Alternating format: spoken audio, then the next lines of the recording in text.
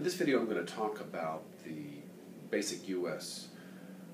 trade policy institutional structure.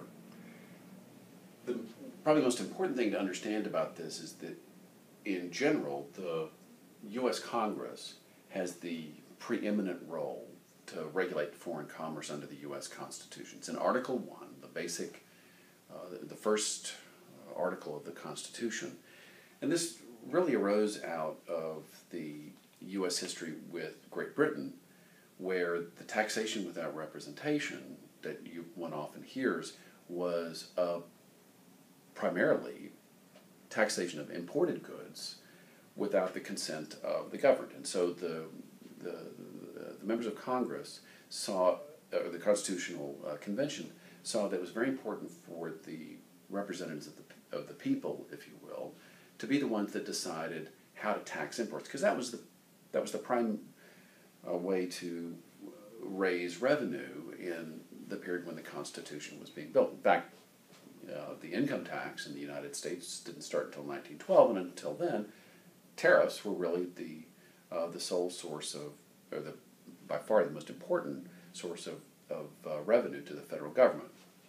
So, in the end, Congress has the clear constitutional role to regulate the inflow and outflow of goods. Sometimes the president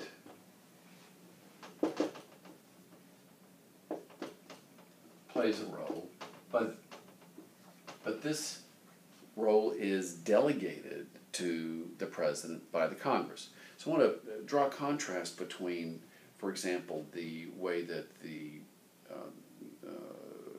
president runs foreign policy. So, for example, the president can negotiate a treaty with another country. That then comes back to the U.S. Senate, and in effect, the exact document that has been negotiated with other countries is subject to a Senate vote to ratify. So 2/3 of the Senate has to ratify this commitment of the government, the U.S. government, to another country. The U.S. House of Representatives plays no role. In trade policy, in contrast, the president may negotiate after being delegated authority by the Congress to come up with a trade agreement. That trade agreement then needs to be translated into U.S. legislation. So not a treaty, but legislation. And that legislation is subject to the rules of the House and the rules of the Senate in order to become part of U.S. law. So the House has to pass it, and the Senate has to pass it. So this puts trade policy, the role of Congress in trade policy, at a much, much higher and more involved level than you would get in foreign policy. By the same token, with U.S. declaration of war, the Congress controls the purse strings.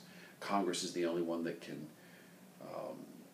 declare war, but the president has a role as commander-in-chief. So these are all constitutional arrangements of various checks and balances. In trade policy, it's much, much stronger role for the Congress, unless the Congress delegates authority to the president. So the way to think about trade policy in the U.S., it really is made up of a congressional component and a presidential role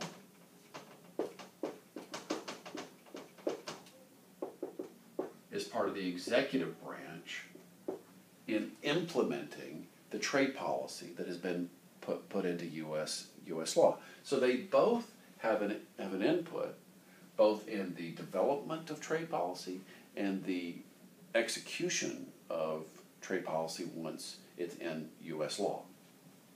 Now, because of the traditional way in which trade policy was part of the tax authority of the government, the House Ways and Means Committee plays the most important role in the House. So the Ways and Means, it's the ways and means of the government to operate. So there's a subcommittee on trade in the House Ways and Means Committee they play the preeminent role in oversight and drafting legislation. And in the Senate, it's the Senate Finance Committee, which is a tax writing part of the Senate. So these are the two very important committees in the Congress that play the most important role. Now, at the presidential level, there are a couple of institutions that we need to keep in mind.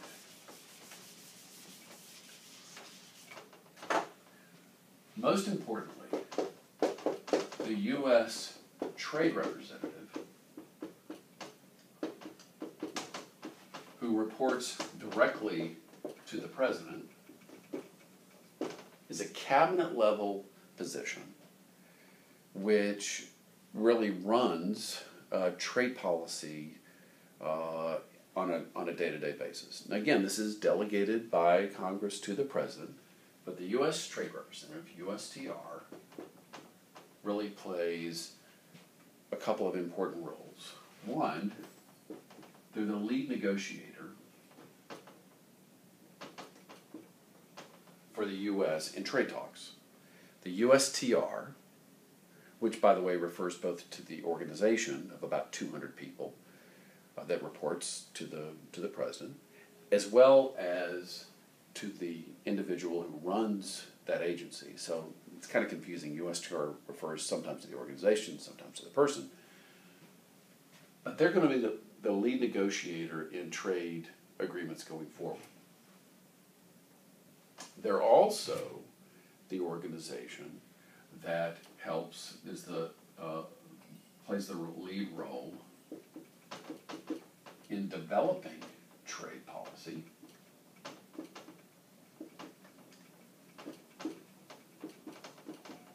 within the executive branch. So you have these two aspects of going forward with trade policy. One, you've got to come up with new policies, new agreements, and the other is developing new policies for ongoing negotiations. So they play this overarching role in the development of policy inside the United States as involved with trade policy. Now, because of the important role of USTR in the development of trade policy, there's a close relationship between, and lots of communications between USTR and these relevant congressional committees, because the congressional committees will provide oversight into trade policy going forward. Now, this, as I said, this is a relatively small organization. They have this important activity.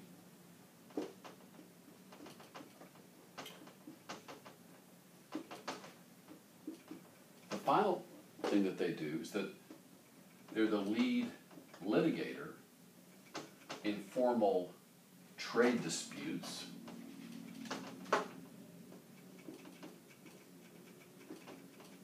for example, at the World Trade Organization.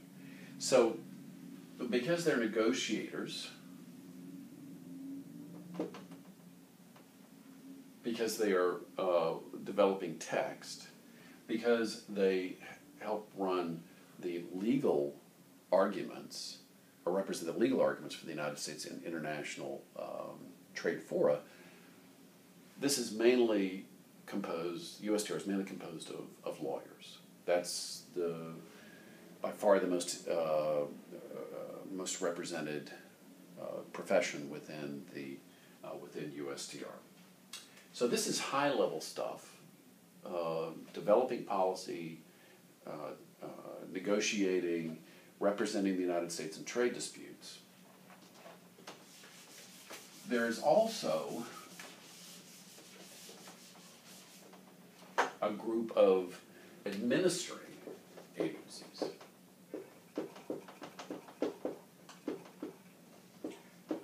Now, these agencies play a role in trade policy development, but their really big role is administering the existing law. Probably the most important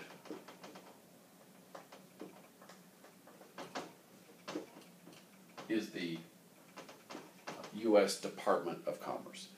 Other countries sometimes will have a trade ministry.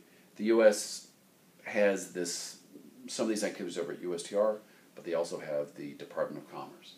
And you can really think of the Department of Commerce as having two major goals involving trade policy, because they do a lot of things. But in trade policy, they help U.S. exporters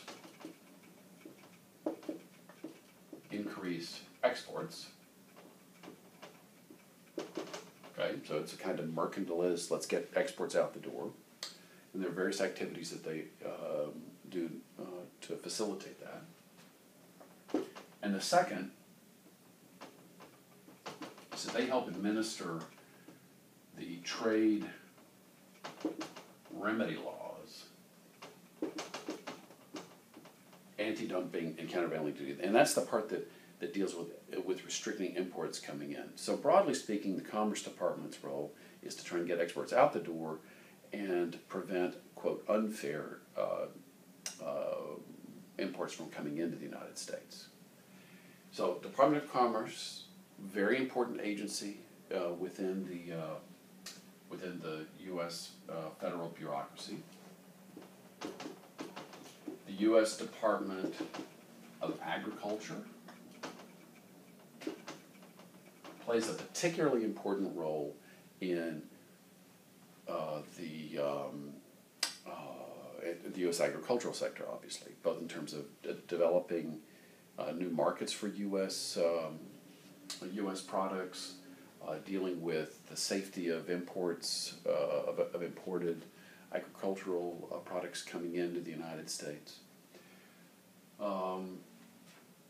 There are other agencies that play a less important direct role in administering trade policy. One is the U.S. Department of State. They play a role, but they're really more about foreign policy.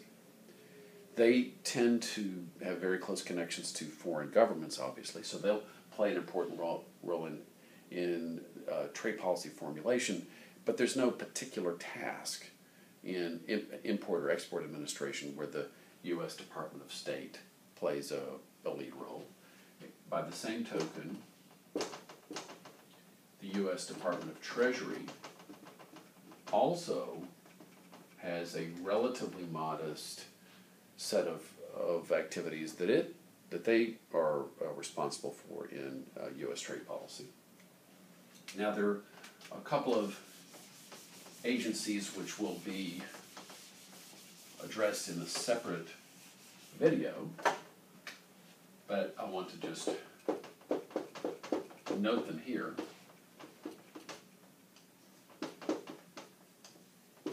One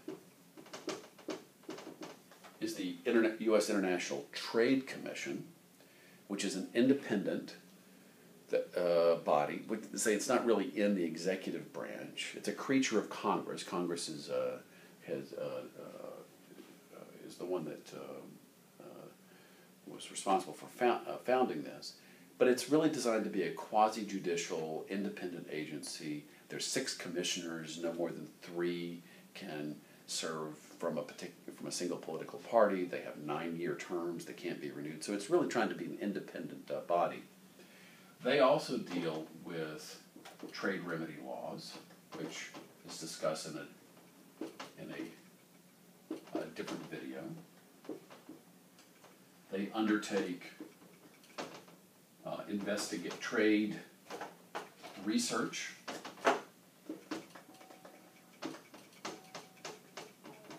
That had been requested by Congress and the President, so they play an important research role.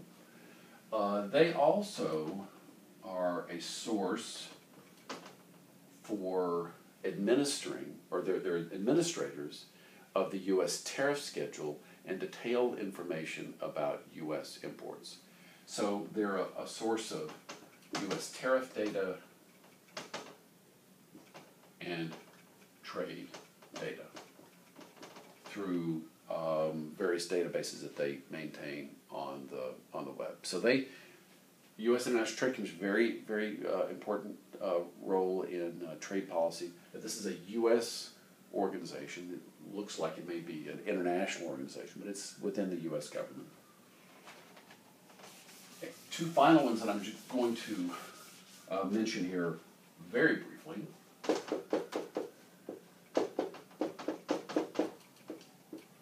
One is the Export-Import Bank, the XM Bank. They're a export credit agency which helps provide loan guarantees and other financial products for U.S. exporters that are trying to sell abroad. So this is a trade finance agency. They're again an independent agency like the ITC in a sense.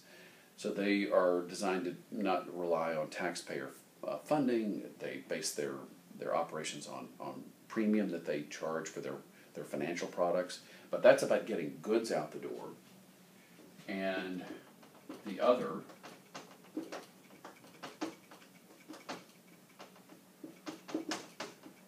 is OPIC,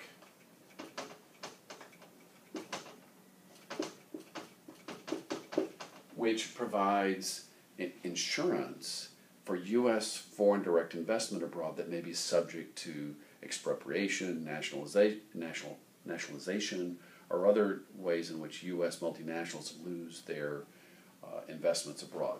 So this too, OPIC as well, is an independent agency outside the regular executive branch functions. This plays a role in investment finance, really a kind of investment insurance. So this is a quick view of some of the important agencies that play a leading role in the implementation of U.S. trade